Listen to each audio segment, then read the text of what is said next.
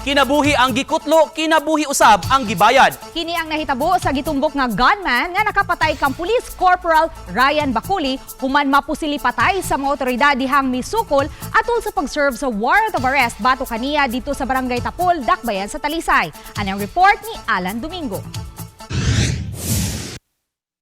Nagkamsan sa kinabuhi si Jency Raffles alias Atong human kini misukol sa mga operatiba nga ni-serve sa iyang warrant of arrest.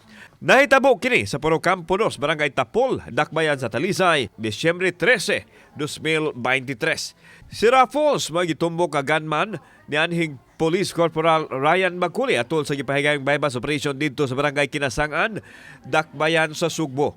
Giingong unang mipabuto siyang arma si Raffles mao hinungdan sa pagkaangol sa usa ka pulis. Busa na pugos ang mga otoridad sa pagbaw sa suspect kinsa giisip nga top 1 most wanted criminal sa Central Visayas.